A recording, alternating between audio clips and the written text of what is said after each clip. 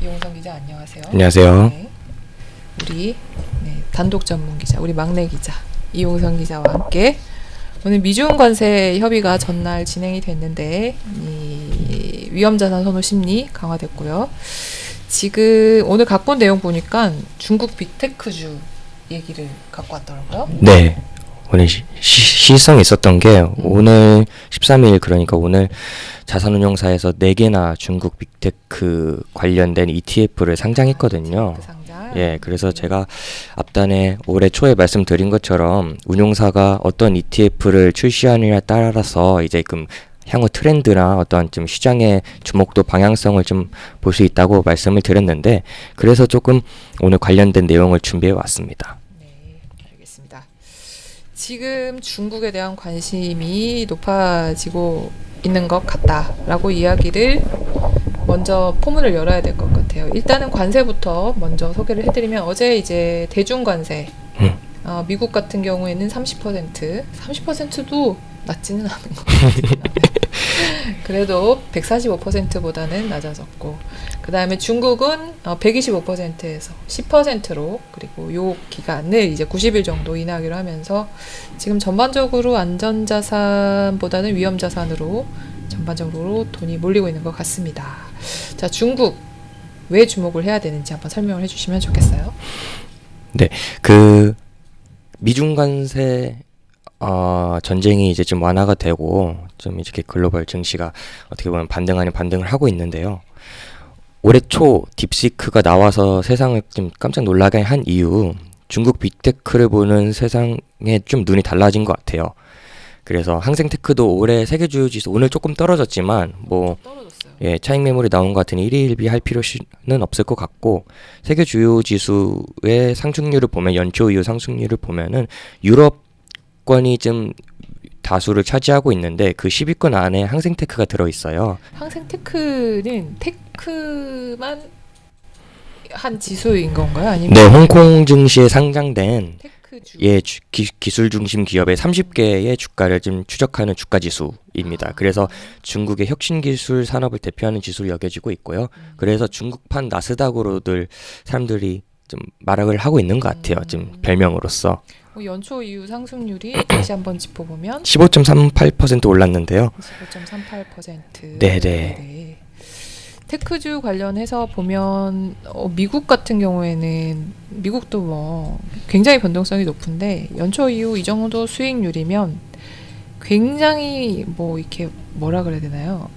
파이팅이 넘쳤다라고 보기는 어려운 것 같은데 그럼에도 불구하고 중국을 주목을 해야 된다라고 보는 이유 이런 것들을 좀 오늘 짚어보면 좋을 것 같은데 자 근데 사실 이게 이렇게 미중 갈등이 마무리가 어느 정도 되면 미국으로 이게 자산을 다시 가져가야 되는 거 아니냐 다시 서학개미들 파이팅 해야 되는 때가 아니냐 이런 얘기도 나올 수 있을 것 같은데요. 네, 맞습니다. 사실 그간의 미국 예외주의가 좀 나오면서 미국 자산이 많이 올랐어요. 그리고 기술주 같은 경우도 지금 미국이 1위 그러니까 글로벌 어쨌든 시장을 좀 장악하고 있고 그렇죠. 중국은 후발주자인데 그래서 왜 중국에 투자를 해야 되느냐 1위를 투자하면 되지 않느냐 이런 좀 생각도 드실 것 같아요. 그런데 이제 좀 살펴보면은 저희는 어쨌든 중국 기업을 좋아해서 사랑해서 투자하시는 분도 계시지만 사실 우리는 돈을 벌기 위해서 투자한 거란 말이죠. 그간 미국 주식이 많이 올랐기 때문에 그네 상승 여력이 조금 풍부한 상단이 좀 많이 열려 있는 중국 증시를 투자하는 것이 어떻게 보면 좀 돈을 더 잘 벌 수 있는 상승 여력이 더 높다. 예, 그래서 밸류에이션 부담이 낮다. 맞습니다. 네. 그래서 왜 상승 여력이 높은가 살펴보면은 GDP 기준으로는 지난해 미국이 27조 달러 수준이었는데 중국은 18조 달러로 좀 경제 규모 격차가 2배가 안 되는 수준이에요. 근데 주식시장의 밸류에이션 격차는 10배에 달하는 것으로 좀 분석이 되거든요. 그러니까 이제 경제 규모는 지금 2배 안팎인데 밸류에이션 격차는 늘어나니까 아무래도 상승 여력이 좀 위로 많이 열려 있는 저평가돼 있는 중국 증시가 근데 뭐 계속 저평가 우리나라도 몇십 년대 지금 저평가니까 그럼에도 불구하고 저평가를 극복할 만한 요인이 있어야 돼요. 사실 저평가만으로는 안 돼요. 그렇죠. 가격이 싼 이유는 싼 이유가 있겠죠. 하지만 그거를 좀 폭발적으로 상승시킬 만한 요인이 중국에 좀 많습니다. 기술력에도 뒤지지 않는데요. 맞아요. 딥시크가 나온 이후에 좀 전 세계 사람들이 좀 중국 다시 보게 됐어요. 중국 다시 봐야 돼요. 사실 뭐 이러면은 이 정치에 관심이 많으신 분들은 저희한테 뭐라고 하실 수도 있어요. 맞아요. 요즘 중국 얘기하면은 중국 얘기하면 많이 혼날 수도 있어요. 하지만 예. 경제 관련해서 이 중국을 주시해야 돼요. 지금은. 우리는 감정적으로 중국을 들이대는 게 아니라 돈을 벌자는 이제 투자자 입장에서 중국을 바라보는 것이기 때문에 네. 그런 정치적인 어떤 그런 건 잠시 것과 접어두고 떠나서 예. 어떤 기술력이 왜 좋은지 한번 짚어볼게요. 일단 양원펑 그러니까 딥시크 CEO 얘기를 좀 먼저 하고 싶은데요. 뭐 미국에서 한 번도 공부하지 않고 광둥성에서 태어나서 이제 저장대에서 석박사를 따고 컴퓨터 과학을 전공해서 AI를 연구했다는 점이 좀 주목을 받았습니다. 85년생이고요. 부모님 이제 초등학교 교사인데 그러니까 가오카오 우리나라 수능으로 치면은 그 우천시에서 전체 1등을 했어요. 그러니까 그만큼 머리가 똑똑한 사람인데 죄송합니다. 나만 들은 거 아니죠? 같이 들었죠? 죄송합니다. 저장대는 이제 전 세계 42위, 아시아에서 4위인 대학입니다. 2023년 기준. 저장대에서 학부 졸업을 하고 동대학에서 석사 과정을 진학한 다음에 금융 동아리를 만들어서 이제 머신러닝을 이용해서 주식을 투자하는 자산관리 회사를 설립하게 됩니다. 그게 대박을 쳤고요. 그래서 그 회사의 인공지능을 좀 더 효율적으로 개발하기 위해서 회사 내에서 인공지능 개발 전담 부서를 설치했는데 그게 이 부서가 딥시크의 전신이 됩니다. 네, 그래서 사실 한 사람의 맨파워보다 중요한 거는 시스템인 것 같아요. 네. 맞아요. 이게 제가 양원펑을 길게 이야기한 이유는 중국 내에서도 미국을 겹치지 않고 중국 내에서도 기술 자생력이 있다는 것이 양원펑을 통해서 좀 증명됐다는 점을 좀 짚고 싶었어요. 그래서 양원펑이 나온 이후에 외신에서도 블룸버그나 이런 데서도 좀 많은 취재를 하고 조사를 했는데 기초과학 연구, 그러니까 경쟁력 지표라고 불리는 네이처 인덱스에서 중국이 미국을 제치고 처음으로 1등을 했습니다. 최근에. 그리고 AI 머신러닝의 논문 수나 인용 수나 어떤 생성형 AI 관련된 특허 수 기준으로 일부 지표에서 중국이 추월했다고 이제 나와 있고요.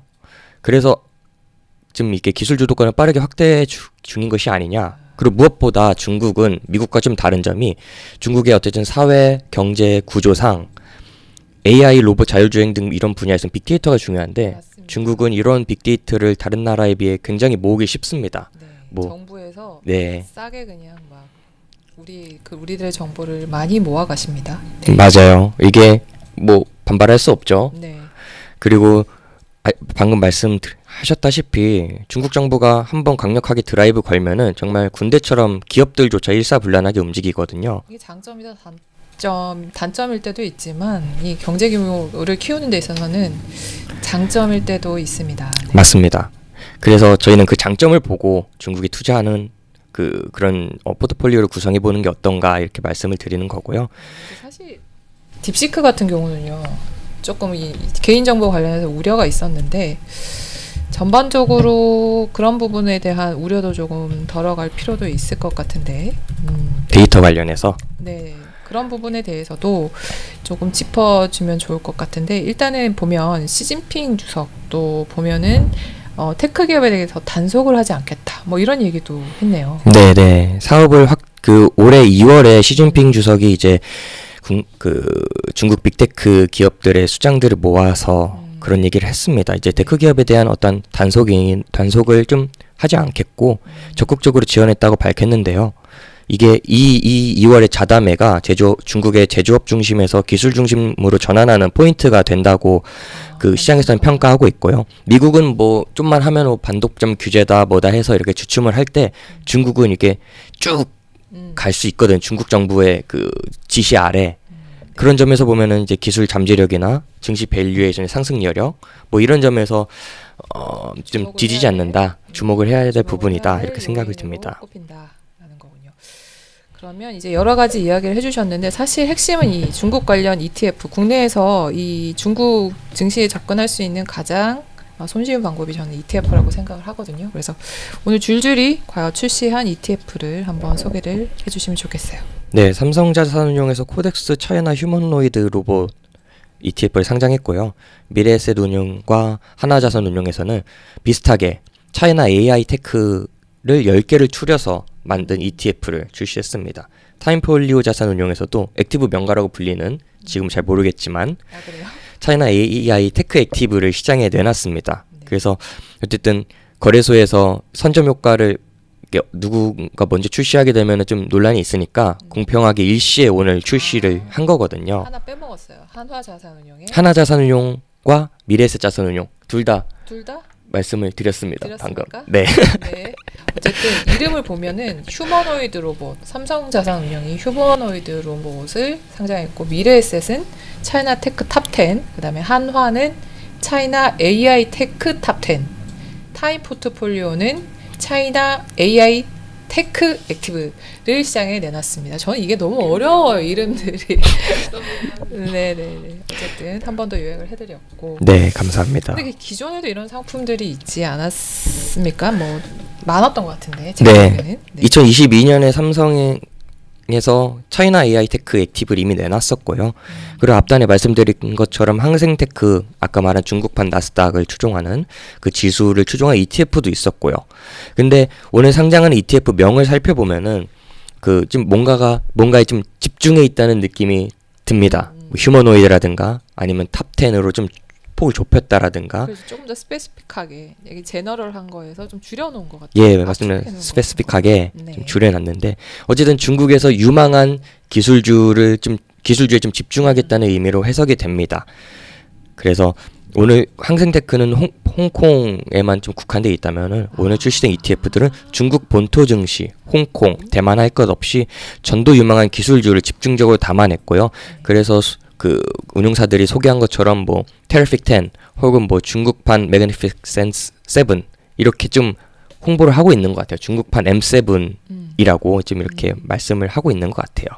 BYD가 항생테크에 포함되지 않나요? 네네. 아, 본토에 그래요? 있습니다. 본토에 있구나. 아, 그럼 BYD 투자하려면 본토를 담아야 되는군요. 네. 엄청난 차별점이 여기서 드러나는 거네. 알겠습니다. 자, 상품별 차이점 한번 짚어보겠습니다. 나는 뭐가 관심이 있는지 한번 생각해 보시면서 네, 용성 기자의 설명을 들어보시면 좋겠습니다. 오늘 출시한 상품 4가지로 좀 많아서 빠르게 살펴보겠습니다. 될것 같아요. 천천히 하십시오. 예. 삼성운용에서는 휴머노이드 로봇 관련을 좀 집중하고 있는 것 같은데 중국의 휴머노이드 로봇이 좀 전략 사업이긴 하죠. 그리고 오는 8월에 세계 첫 휴머노이드 로봇 체육대회를 열기도 합니다. 전 세계에서 최초로. 그만큼 어디서 중국에? 네, 중국에서. 아하. 그래서 휴머노이드 로봇이 중국이 결코 무시할 만한 수준이 아니다. 우리가 메이드 인 차이나라고 해서 좀 무시할 수준이 아니다라고 좀 보고 있고요. 오늘 우리나라도 로봇주가 엄청 올랐어요. 네. 안타깝게도 이 사회이사 이재명 대표 맞아요. 그것 때문에 올랐죠. 유진 캠프로 간다 로봇에서. 그래가지고 그런 걸로 오르면 안 되지 않습니까? 여러분, 네 저희도 예전에 소개드렸지만 사회이사의 역할이 뭡니까? 네 기업을 감시하는 것이지 기업을 경영하는 것이 아닙니다. 네 이어서 하시죠. 그 다음 차이나 테크 네. 톱10 미래에셋 자산운용에서 만든 것은 이제 항생테크엔 없지만 전도 유망한 기업을 10개를 추렸다. 그래서 중국 본토에 있는 제2의 엔비디아라고 불리는 캠브리콘, 그리고 배터리 1위 기업 CATL, 그리고 전기차의 1위 기업 BYD가 편입돼 있습니다. BYD가 이게 최근에 제꼈잖아요. 그쵸? 테슬라를 제꼈죠. 테슬라를 제꼈습니다. 어마어마합니다. 예, 사실 중국 차에 대해서 조금 어쨌든 차는 어쨌든 내 생명을 담보로 하는 것이니까 좀 불안할 만한 요소가 있는 것 같은데 요게 조금 유럽 쪽 시장부터 조금 벗겨지는 것 같습니다. 이런 편견들이.